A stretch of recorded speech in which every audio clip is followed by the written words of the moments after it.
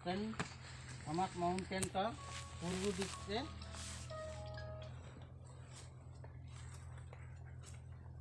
Hello good morning.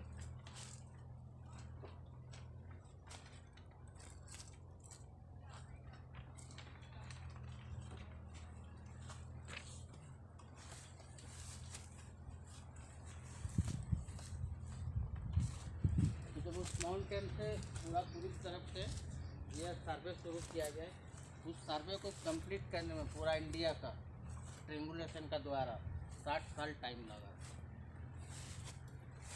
इसमें main surveyor का रूप काम किया था जॉर्ज एवरेस्ट। जॉर्ज एवरेस्ट का नाम सुना ही होगा आप लोग।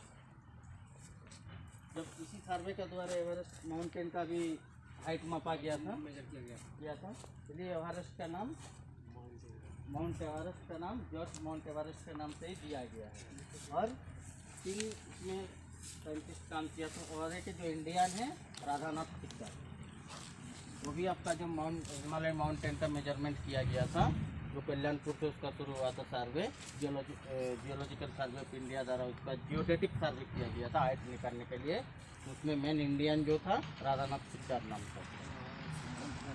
सिक्कर कोलकाता का बंगाली है।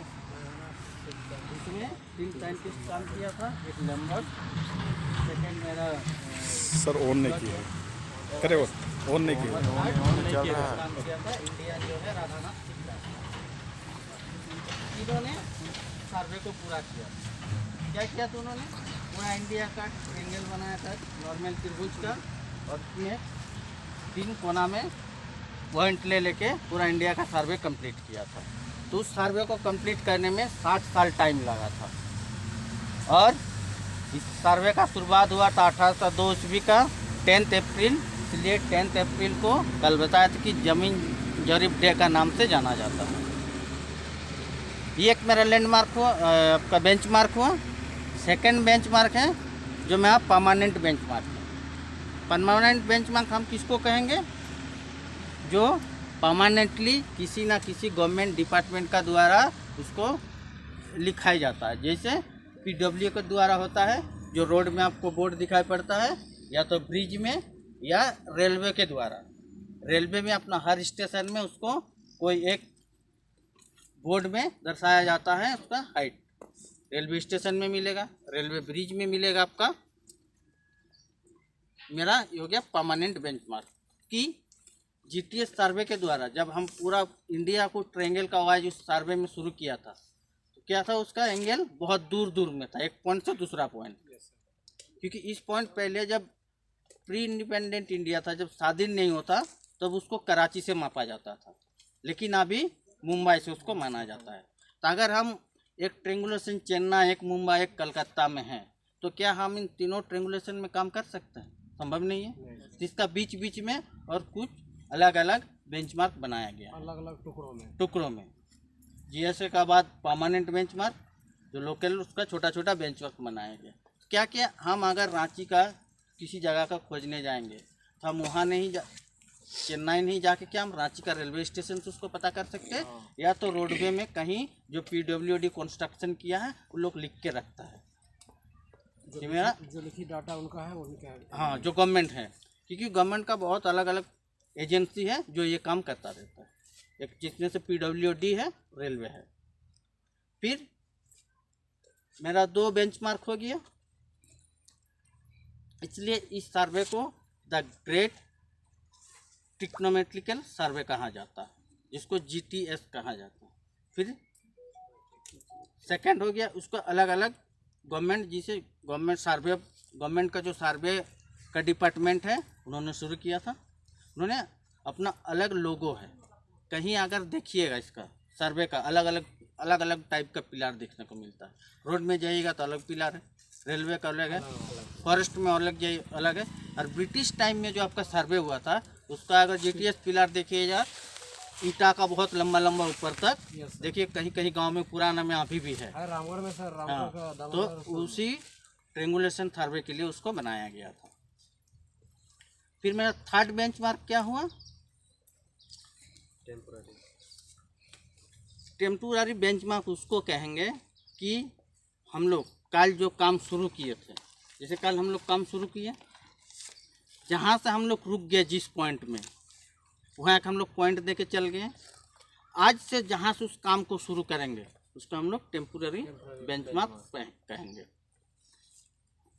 और एक बेंचमार्क है, तो नाम नहीं याद आ रहा है,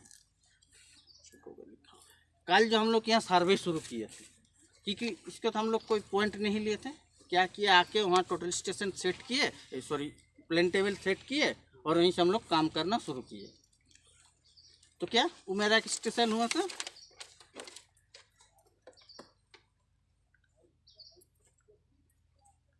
अच्छा उसका नाम है आर्बिट्रेरी बेंचमार्क, आर्बिट्रेरी बेंचमार्क।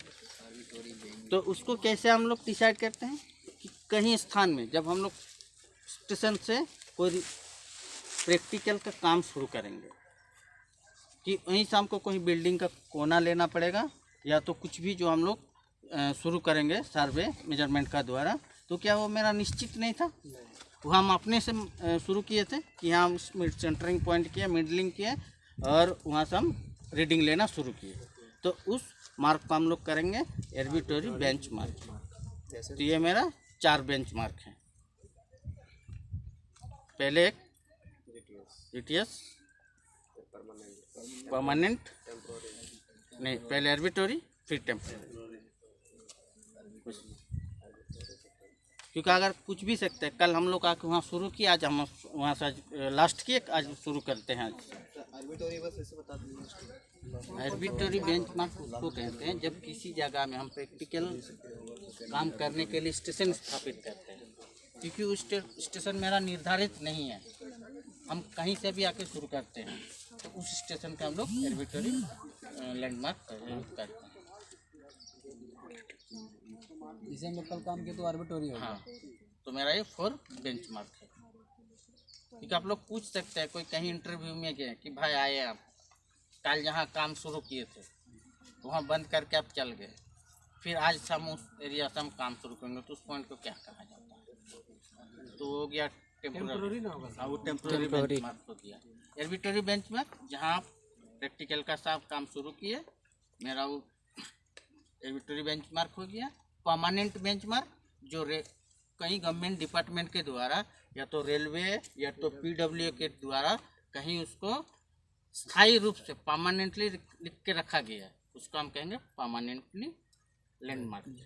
और एक मेरा जो जीटीएस सर्वे का हुआ था वो मेरा एकदम, इसलिए उसका आगे उस सर्वे का लैंडमार्क का पहले दा लगाया जाता है, क्योंकि उसी से मेरा पूरा इंडिया का ये मैपिंग का काम हुआ है। और मेन वही है जीटीएस सर्वे।